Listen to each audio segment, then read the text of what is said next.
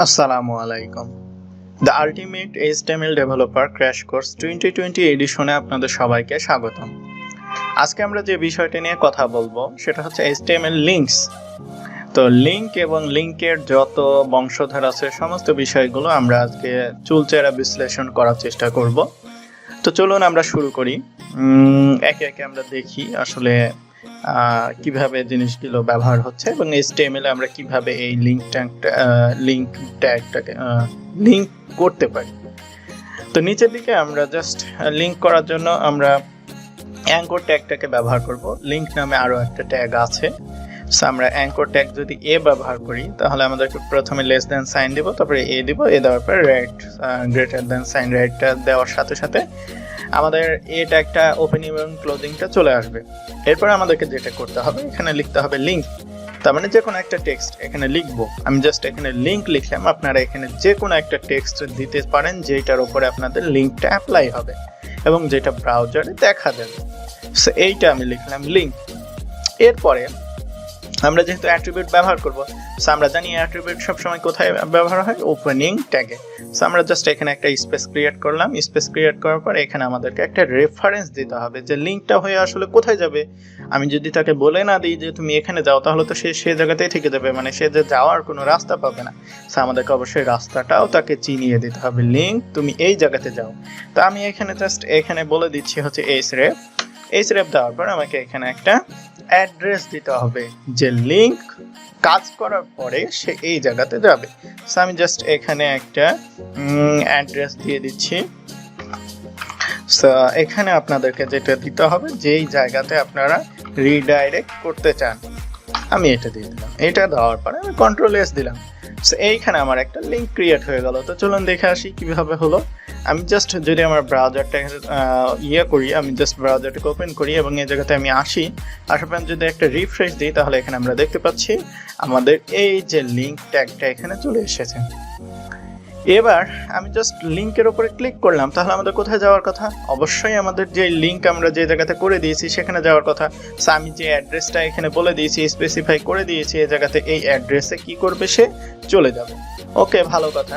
কিন্তু আমরা উপরে দেখতে পাচ্ছি এইটা কি করছে, ঘুরছে এবং এ আমার অ্যাড্রেসে চলে আসছে। এই যে আমার ওয়েবসাইটে চলে আসছে।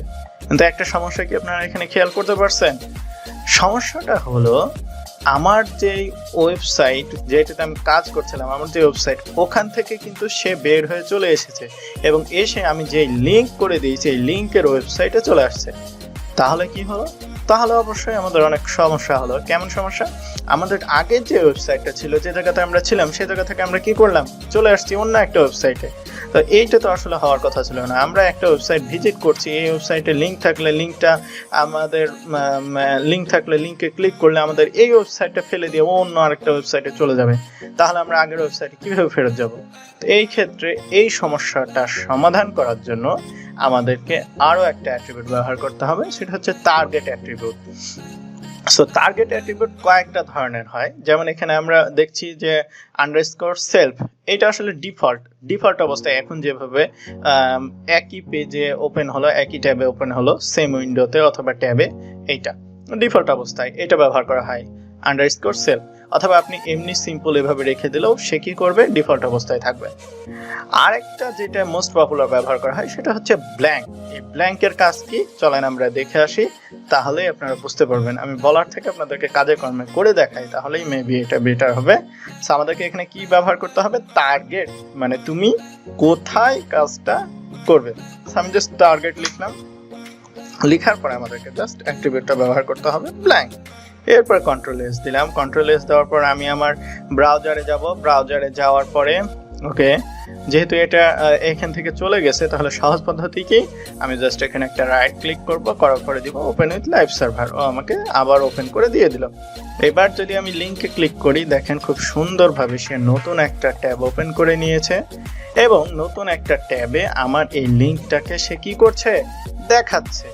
এবং আমার যে আগে প্রিভিয়াস ওয়েবসাইট সেটাও এখানে বহাল তবিয়তে আছে। তাহলে আমার কোনো কিছুই এখানে লস যাচ্ছে না, আমি আমার ওয়েবসাইটেও ফেরত যেতে পারছি, আবার আমি লিঙ্কে ক্লিক করে এই লিঙ্কটাকেও দেখতে পাচ্ছি। বাহ, কত সুন্দর। সো এইভাবে আমরা এখানে লিঙ্ক ট্যাগ এবং টার্গেট ট্যাগটাকে ব্যবহার করতে পারি। ওকে, খুব ভালো কথা। সো এ ছিল এ। এবার এই লিঙ্কটা কয় ধরনের হয়? লিঙ্কটা হচ্ছে দুই ধরনের। সো একটা হচ্ছে আপনার রিলেটিভ লিঙ্ক আর একটা হচ্ছে অ্যাবসোলিউট লিঙ্ক। সো এই জিনিসটা এখন আমরা দেখার চেষ্টা করি, চলুন। অ্যাবসোলিউট আর রিলেটিভ এটা আমরা একটু দেখার চেষ্টা করি। আমাদেরকে অ্যাবসোলিউট আর রিলেটিভ বোঝার জন্য আমাদেরকে কিছু কাজ করতে হবে।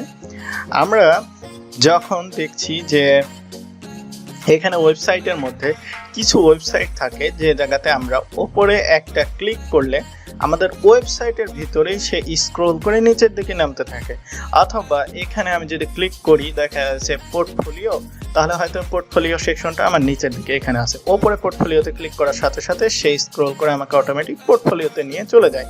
এই ধরনের জিনিসগুলো আমরা কি করে থাকি? দেখে থাকি। তা আমাদের এতক্ষণ পর্যন্ত আমরা যে লিঙ্কটা দেখেছি এখানে, এটা হচ্ছে অ্যাবসোলিউট। সো অ্যাবসোলিউট লিঙ্ক বা ইউআরএলটা কি ধরনের হয়ে থাকে আমি একটু এক্সপ্লেন করার ট্রাই করি।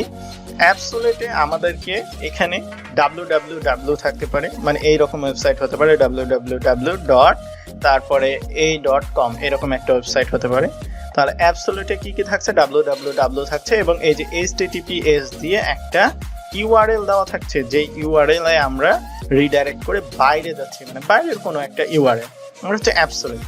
বাট যখন রিলেটিভের কথা যদি চিন্তা করি, রিলেটিভে কিন্তু বাইরে যাবে না এবং এখানে https এবং www এরকম কোনো কিছুই থাকবে না। সে স্ক্রল করে আমার ওয়েবসাইটের ভিতরেই থাকবে এবং আমার ওয়েবসাইটের ভিতরেই সে লিঙ্ক করে বোঝাবে। তার মানে এটা কি ধরনের হতে পারে? এটা মূলত হতে পারে হচ্ছে আপনার ইন্টারনাল লিঙ্কের মতন। তো চলেন এইটার আমরা একটু এক্সাম্পলটা দেখি, খুব সুন্দর একটা এক্সাম্পল দেখবো। তো এইটা দেখার জন্য আমরা জাস্ট আমাদের ওয়েবসাইটের কন্টেন্টটাকে একটু বড় করতে হবে, তাহলে আমাদের এই লিঙ্কটা বুঝতে সুবিধা হবে। সো আমি এখান থেকে জাস্ট এইটাকে এখান থেকে কপি করে নিলাম, এই হেডিং আর প্যারাগ্রাফটাকে এখান থেকে কি করে নিলাম? কপি করে নিলাম। কপি করে নিয়ে আসার পর নিচের দিকে এসে আমি জাস্ট পেস্ট করে দেবো অনেক কয়টা। তাহলে হবে কি, আমার এই ওয়েবসাইটের কন্টেন্টটা অনেক বড়, কন্টেন্টটা মানে লম্বা পেজ জুড়ে হবে এবং আমার লিঙ্কটা বোঝাতে সুবিধা হবে। ওকে, আমি এই লাস্টের, এটা কি আমাদের লাস্টের হেডিং, এটা আমাদের সবার লাস্টের হেডিং। তাহলে আমি কি করব? This is a last heading. Okay, এবং লাস্টের এটা কি? এইটা হচ্ছে লাস্টের আগেরটা, তাহলে this is a second last heading. Second last heading, এটা দ্বিতীয় হেডিং। আর এইটা হতে পারে হয়তো মিডিল হেডিং। ওকে, সো এটাকে আমি করে দিচ্ছি হচ্ছে middle heading, sorry middle heading. Okay, এরপরে আমি যেটা করব, আমি এখানে লিঙ্ক করব। লিঙ্ক করার জন্য এখানে আমাদেরকে একটা আইডি অ্যাট্রিবিউট ব্যবহার করতে হবে। আমি এখানে আইডি ব্যবহার করছি, আইডি সমান সমান দিব। সমান দেওয়ার পর এই যে এইভাবে কোটেশনের ভিতরে লিখতে হয়, এই স্টাইলের মতোই সেম এই অ্যাট্রিবিউটটা যেভাবে কাজ করছে, খালি স্টাইলের জায়গাতে হবে আইডি। তাহলে এটা কি? মিডিল। তাহলে এই মিডিলটা আমি আইডির নামটাও দেব হচ্ছে মিডিল। ওকে, এইটা কি? Second last. তাহলে এখানে আমি আইডির জায়গাতে দিব হচ্ছে এস লাস্ট। ওকে, এরপরে এইটা কি? Last heading. তাহলে এখানে আমি শুধু দিব হচ্ছে লাস্ট, LAST। সো ভাই পাওয়ার দরকার নেই, আমি সব কিছু এক্সপ্লেন করবো, আমি জাস্ট এইটুকু দিয়ে দিলাম। তাহলে আমরা কি করছি? লিঙ্ক করার জন্য আমাদের যে রিলেটিভ লিঙ্ক করার জন্য আমরা জাস্ট আইডি ডিফাইন করছি। আইডি কি? আইডি হচ্ছে একটা অ্যাট্রিবিউট। আইডি দ্বারা কি করা হচ্ছে? আইডি, ধরেন আপনি একটা ক্লাসে পড়াশোনা করছেন, তাই এখানে আপনার আইডি দ্বারা কি করা হচ্ছে? এখানে আইডি দ্বারা আপনাকে ইউনিকলি ডিফাইন করা হচ্ছে। তো এই ক্ষেত্রেও প্রতিটা হেডিং, প্রতিটা এলিমেন্টকে আমি কি ডিফারেন্ট আইডি দিচ্ছি না? হ্যাঁ, অবশ্যই আমি প্রতিটাকে ডিফারেন্ট আইডি দিচ্ছি। সো এই ডিফারেন্ট আইডি আমি যদি বলি এস লাস্ট, তাহলে কি এটা বোঝাবে না? কখনোই এটা বোঝাবে না, এটাও বোঝাবে না। ও সবসময় এস লাস্ট আইডি দ্বারা বোঝাচ্ছে এই যে এই হেডিংটাকে। তার মানে আমি এইটা দ্বারা কি করছি? তাকে ইউনিকলি কল করতে পারছি, ইউনিকলি ডিফাইন করতে পারছি। সো এটাই হচ্ছে আইডি, এইটা ছাড়া আর কোনো কিছুই না, যে আইডি দ্বারা আমি প্রতিটাকে আলাদা আলাদাভাবে বোঝাতে পারবো। সো আমি জাস্ট কি করছি? এই লিঙ্কের ভিতরে যাচ্ছি, যেখানে আমি কি করব? লিঙ্ক করেছি। আমার লিঙ্কটা কই? লিঙ্ক এই যে এখানে আমরা লিঙ্ক করেছি। এখানে আমরা লিঙ্ক করে বাইরে কোথায় গিয়েছিলাম, আমরা বাইরের আরেকটা ওয়েবসাইটে গিয়েছিলাম। বাট এখন আমরা কি করব, এখন আমরা বাইরে যাব না, এখন আমাদের এই যে রেফটা হবে হচ্ছে ইন্টারনাল লিঙ্ক। সো এখানে আমাকে একটা হ্যাশট্যাগ দিতে হবে, যেহেতু এটা একটা আইডি। সো এখানে হ্যাশট্যাগ দেওয়ার পর আমি এই থেকে কোথায় লিঙ্ক করতে চাই, আমি লিঙ্ক করতে চাই হচ্ছে মিডিল। ওকে, খুব ভালো কথা। এরপরে এইটাকে আমি আরো কপি করে নিলাম, কেন, কারণ আমার আরো দুইটা লিঙ্ক আছে। আমাদের প্রথম লিঙ্কটার পরে আরো একটা লিঙ্ক। সো আর একটা কি ছিল, একটা ছিল হচ্ছে এস লাস্ট, আর একটা কি ছিল শুধুমাত্র লাস্ট। এবার এইটাকে আমি কন্ট্রোল এস দিয়ে সেভ দিলাম। সেভ দেওয়ার পর চলেন জাদুটা দেখে আসি। আমরা আমাদের এই ব্রাউজারটাকে রিফ্রেশ করে নিলাম। এরপরে আমি যদি এখানে লিঙ্কে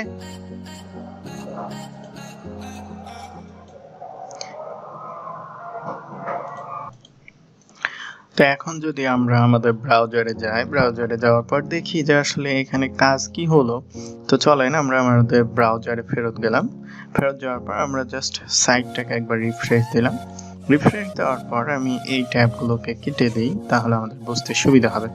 দেখেন এখানে টোটাল 3টা লিঙ্ক আছে। আমি এখানে টোটাল 3টা লিঙ্ক ক্রিয়েট করেছি, টোটাল 1 2 3। সো এখানে 3টা লিঙ্ক আমাদের চলে এসেছে। আমি যদি ক্লিক করি তাহলে আমাদের কি হওয়ার কথা ছিল, প্রথম যে লিঙ্কটা এখানে আপনারা দেখতে পাচ্ছেন, প্রথম লিঙ্কটা কোথায় যাবে, মিডিলে যাবে। তারপরে দ্বিতীয় লিঙ্কটা যাবে এস লাস্টে, 3 নাম্বারটা যাবে লাস্টে। ওকে, তো আমরা গেলাম যে প্রথম লিঙ্কটাতে ক্লিক করলাম। এই যে দেখেন আমাদের ব্রাউজারটা, এবং ওপরে আপনারা যদি লিঙ্কে খেয়াল করেন তাহলে দেখছেন index.html এর পরে আমাদের কোথায় চলে গেছে, মিডিলে। এবং আমাদের ব্রাউজারটাও কোথায় চলে গেছে, এই দেখেন মিডিলে চলে আসছে, মিডিলে। এই যে this is the middle heading, এই মিডিলে চলে আসছে। এইটাকে স্ক্রল করে এবার আমরা আরেকটু দ্বিতীয়টা করি। এটা কোথায় যাওয়ার কথা, এস লাস্টে। তাহলে খেয়াল করবেন এই যে এস লাস্টে চলে গেছে, এবং এইটা দেখেন সবার নিচে চলে গেছে, এই যে সেকেন্ড লাস্ট হেডিং। তারপরে আমাদের 3 নাম্বারটা কোথায় যাওয়ার কথা, 3 নাম্বারটা আমাদের যাওয়ার কথা হচ্ছে লাস্টে, এবং এইখানে দেখছেন এই যে লাস্টে চলে আসছে। So that's it. এবং আমরা আমাদের ফাইনাল রেজাল্টে চলে আসছি। তো আমরা আমাদের যে অ্যাবসলিউট লিঙ্ক এবং রিলেটিভ ইউআরএল বা রিলেটিভ লিঙ্ক, এই বিষয়টা কমপ্লিট ভাবে শেষ করেছি, এবং ফাইনালি আমরা পুরো বিষয়টা ক্লিয়ার ভাবে বুঝতে পেরেছি। আশা করি আপনাদের টিউটোরিয়ালটা ভালো লেগেছে এবং সম্পূর্ণ বিষয় আপনারা ক্লিয়ার ভাবে বুঝতে পেরেছেন। আমি যতদূর যা দেখাইছি প্রতিটা বিষয় আপনাদেরকে খুব সুন্দরভাবে আস্তে আস্তে ধীরে সুস্থে এক্সাম্পল সহ বোঝানোর চেষ্টা করেছি, এবং আপনারা অবশ্যই কমেন্টে মতামত জানাতে ভুল করবেন না। আবার দেখা হবে নতুন কোনো টিউটোরিয়ালে। আসসালামু আলাইকুম।